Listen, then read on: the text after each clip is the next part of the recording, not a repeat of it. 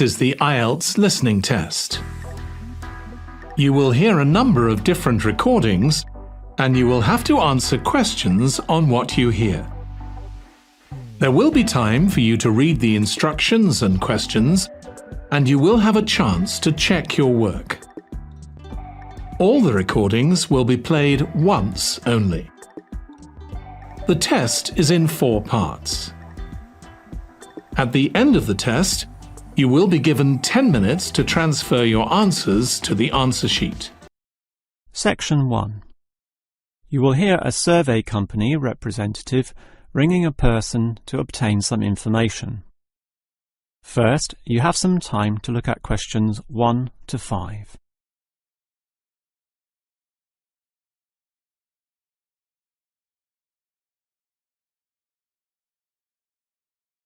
You will see that there is an example that has been done for you. On this occasion only, the conversation relating to this will be played first. Hello? Hello?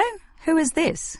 Hello, I'm a representative of the Tally-Ho Survey Company, and I'd like to ask you a few questions regarding exercise. Ah, that's an interesting subject. The representative will ask questions about exercise, so exercise has been written in the space. Now we shall begin. You should answer the questions as you listen, because you will not hear the recording a second time. Now listen carefully and answer questions 1 to 5. Hello? Hello? Who is this? Hello, I'm a representative of the Tally-Ho Survey Company, and I'd like to ask you a few questions regarding exercise. Ah, that's an interesting subject. Yes, we think so too. But I'm afraid I'm a bit busy at the moment. Don't worry, this will only take about 4 minutes at the most. It's 10:25 now, so it will all be over by 10:30. Well, all right, if it's that short. It will be. So, one of the first things I need to know is where you are, that is, which suburb or area of the city. The last client was in Blackburn, for example. Blackburn, that's close to me. I'm in Box Hill. Another eastern suburb, then. I have a friend in Box Hill, too. Interesting place. Now, I need your approximate age for this survey. Are you younger than 20, between 20 and 29, 30 and 39, and so on? I'll turn 40 in a few months, so that puts me in the 40 to 49 age group. Well, that's in a few months, so right now you're in the 30 to 39. Oh, right, so put that then. OK. Now, I need to know your occupation. The last caller was a housewife, for example. The one before that, a teacher. I used to be a teacher too, teaching cookery. And now? Now you can just put domestic duties. Actually, I hope to begin a new job soon as a cook, but that won't be for some time yet. I have to wait for my husband's restaurant to open. Cook? That sounds interesting. But it's domestic duties for now. OK, that just leaves some information about your family. This is not obligatory at all, so if you don't want to answer, that's fine. What sort of information exactly? Oh, it's very broad. Married with children, single mother, that sort of thing. The last customer said she was a single mother. I'm married and not a mother. Put married, no children. I'm married with children myself, but I'll put in your details. And that finishes the profile and just leaves the actual survey itself if you're ready to proceed. Before you hear the rest of the conversation, you have some time to look at questions 6 to 10.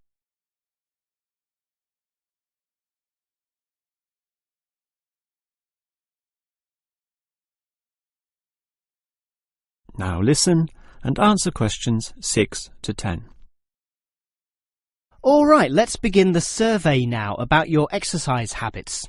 I'm afraid I don't exercise much at all. Well, the main question is in what form you take your exercise, however little that may be. For example, in just cleaning. Do you clean the house? My husband does the cleaning, actually, but I walk to the supermarket and shops very often, up to 4 times a week. I'll put that then, unless there's something else. Nothing else really. But I diet. I'm very strict about what I eat. Oh, and I do yoga, although that's not very energetic. More a form of relaxation and to tighten my muscles. They're both important, of course. But what about sport? Do you undertake any sporting activities? This could be very infrequent. In the past, for example. My husband plays basketball at the local school, and I sometimes watch. When he was younger, he was in a basketball team, but I never participated. Have you done anything at all? I used to hike in a nearby national park. Well, that's a definite physical activity, so I'll put that, but not basketball. All right, that just leaves future exercise intentions. Do you plan or expect to do, at some stage, any form of exercise? I once dreamt of doing modern dance, but that's never going to happen. Realistically, I'm thinking about going swimming at the local aquatic centre. Although my husband thinks we should just jog. I can't see myself doing that though. Too tiring. I can understand. I used to jog too, and it really makes you sweat. I'd say swimming's a much better option. But I'll be starting this job as a cook in my husband's restaurant. I imagine I'll be very tired doing all those late shifts. But if I have any energy left over, I might go to the aquatic centre to release some stress. All right, well, that's the end of the survey. Thank you very much for your time. That is the end of section 1. You now have half a minute to check your answers.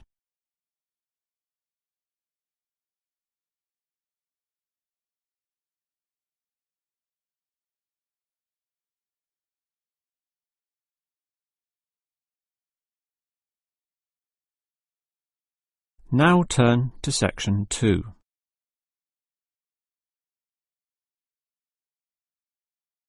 Part 2.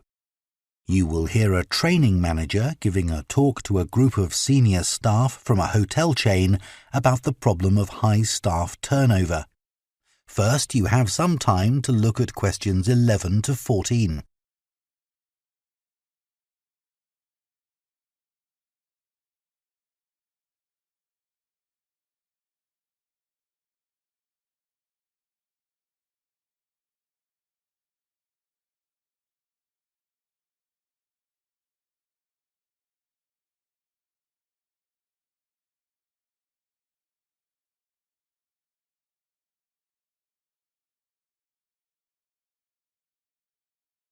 Now listen carefully and answer questions 11 to 14.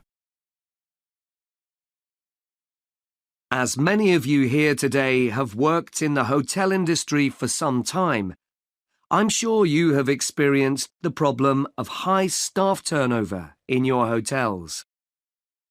Every hotel relies on having loyal and experienced members of staff who make sure that everything runs smoothly.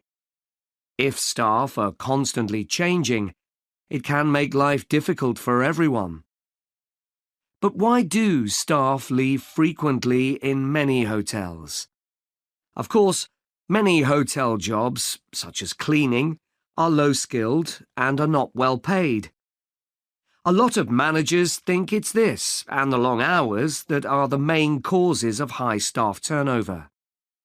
But what they don't realise is that it's the lack of training in many hotel jobs which is a huge factor.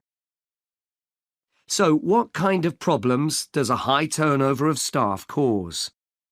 Well, having to recruit new staff all the time can be very time-consuming, and managers may have to cover some duties while waiting for new staff to arrive. This means they don't have time to think about less immediate problems, such as how to improve their service. When staff leave, it can also severely affect the colleagues they leave behind. It has a negative effect on remaining staff, who may start to feel that they too should be thinking about leaving. So what can be done to change this situation? Firstly, managers should stop making basic errors which leave their staff feeling upset and resentful. When organising shifts, for example, make sure you never give certain staff preferential treatment. All staff should be given some choice about when they work and everyone should have to work some evening and weekend shifts. If you treat staff fairly, they'll be more likely to step in and help when extra staff are needed. Keeping staff happy has other tangible benefits for the business.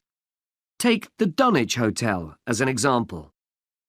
It had been experiencing a problem with staff complaints and, in order to deal with this, invested in staff training and improved staff conditions. Not only did the level of complaints fall, but they also noticed a significant increase in the amount each customer spent during their stay. They have now introduced a customer loyalty scheme, which is going really well. Before you hear the rest of the talk, you have some time to look at questions 15 to 20.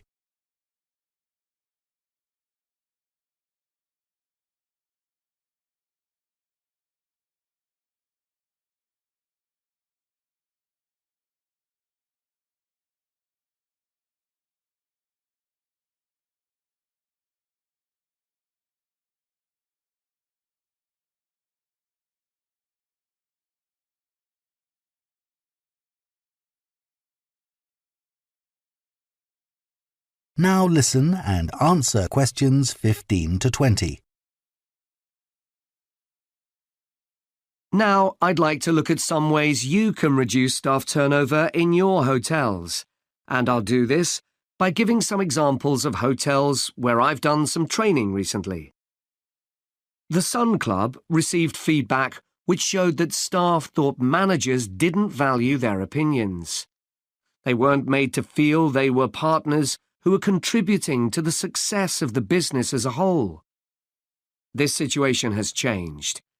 Junior staff at all levels are regularly invited to meetings where their ideas are welcomed. A year ago, the Portland recognised the need to invest in staff retention.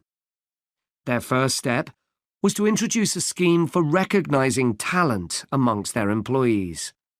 The hope is that organising training for individuals with management potential will encourage them to stay with the business. At Blue Water, managers decided to recognise 50 high achievers from across the company's huge hotel chain. As a reward, they're sent on an all-expenses-paid trip abroad every year. Fun is an important element in the trips, but there's also the opportunity to learn something useful. This year's trip included a visit to a brewery, where staff learned about the new beer that would be served in the hotel. Pentlow Hotels identified that retention of junior reception staff was an issue. In order to encourage them to see that working in a hotel could be worthwhile and rewarding with good prospects, they introduced a management program. These staff were given additional responsibilities and the chance to work in various roles in the hotel. Green Planet wanted to be seen as a caring employer. To make life easier for staff, many of whom had childcare responsibilities, the hotel began issuing vouchers to help cover the cost of childcare. Louise Marsh at the Amesbury has one of the best staff retention rates in the business. Since she joined the company, she's made a huge effort to achieve this by creating a cooperative and supportive environment. For her, the staff are part of a large family where everyone is valued. OK, now I'd like to move... That is the end of Part 2. Section 3. You will hear two students, Dylan and Emily, discussing the techniques they use when listening to lectures. First, you have some time to look at questions 21 to 24.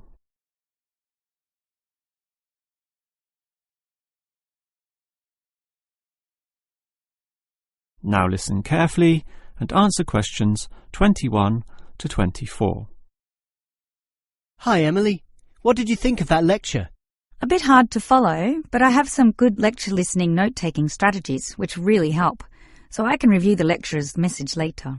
Lecture listening note-taking strategies? Review it later? That sounds interesting.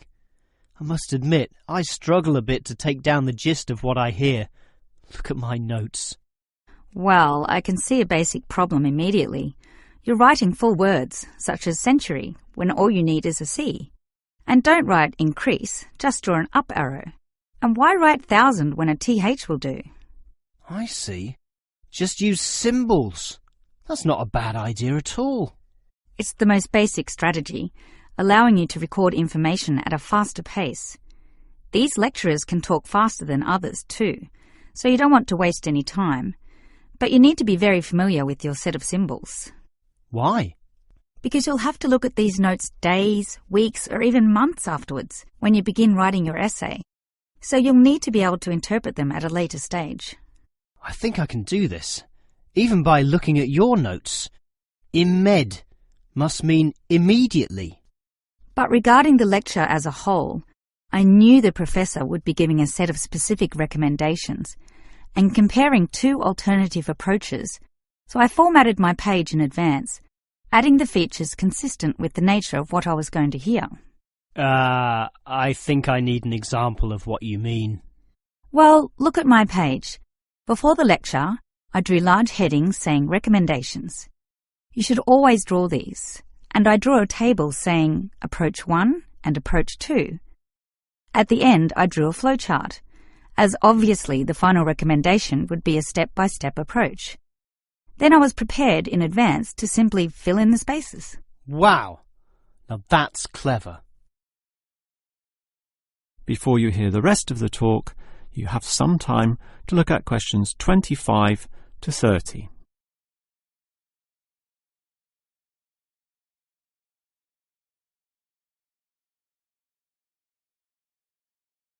Now listen and answer questions 25 to 30. Your advice about note-taking sounds great, but I still have one question, Emily. How are you able to design your page in advance?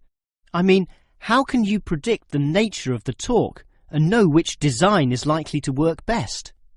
It's rather obvious when you think about it. What's your next lecture about? Legal studies.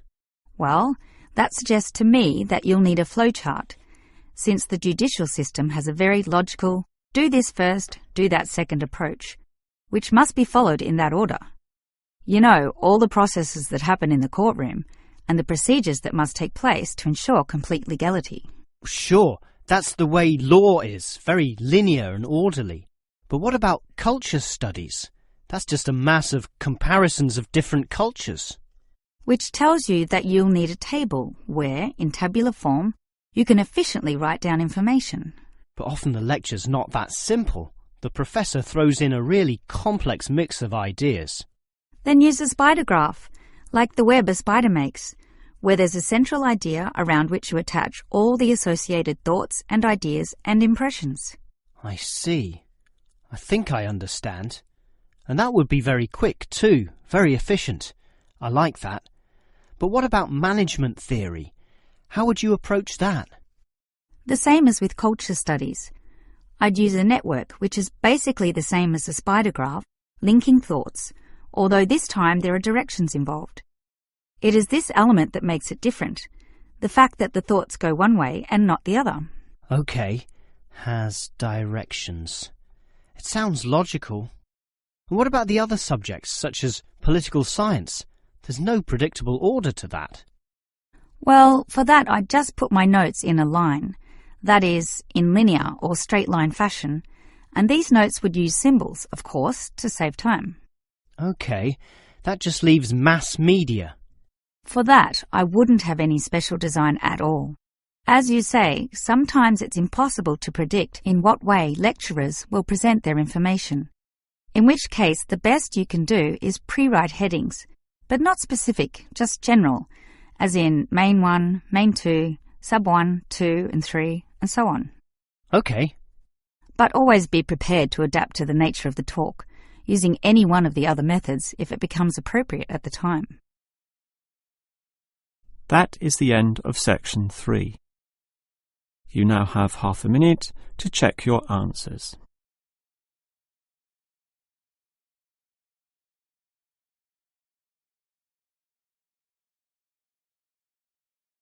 Now turn to section 4. Part 4. You will hear a presentation by a food science student about the production of maple syrup. First, you have some time to look at questions 31 to 40.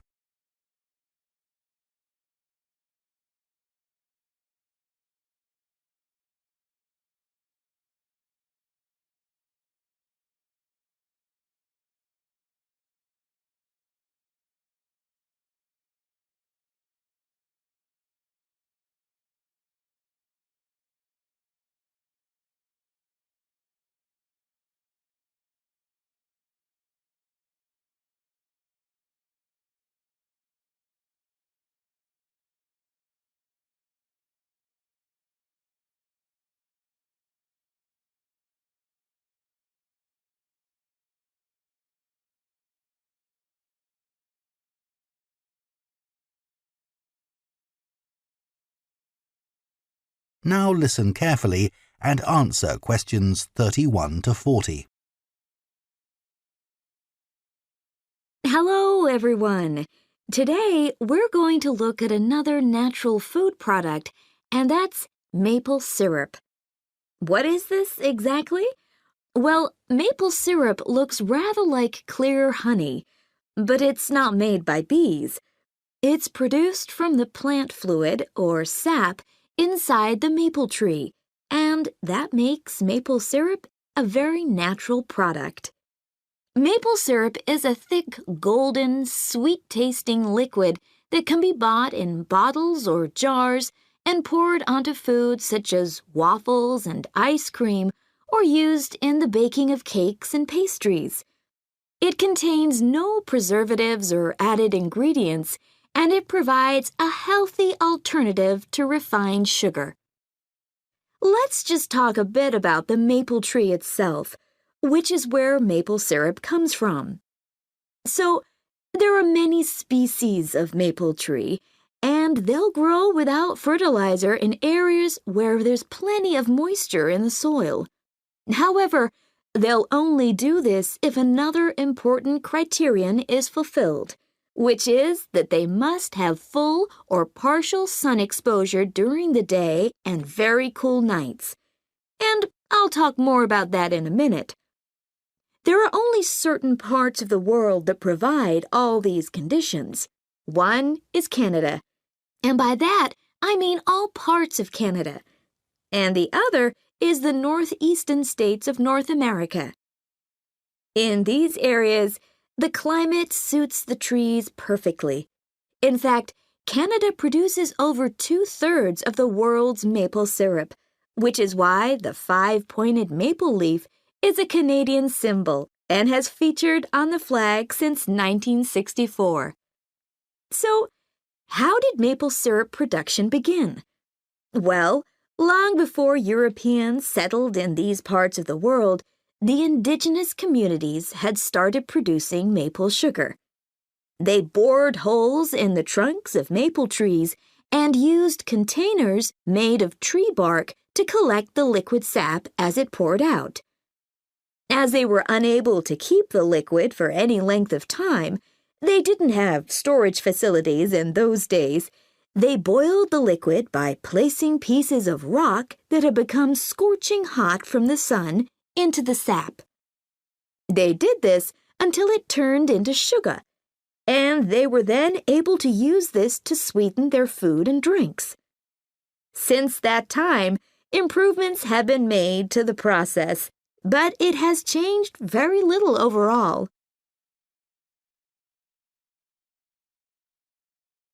So, let's look at the production of maple syrup today.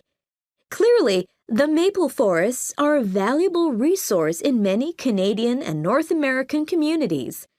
The trees have to be well looked after, and they cannot be used to make syrup until the trunks reach a diameter of around 25 centimeters.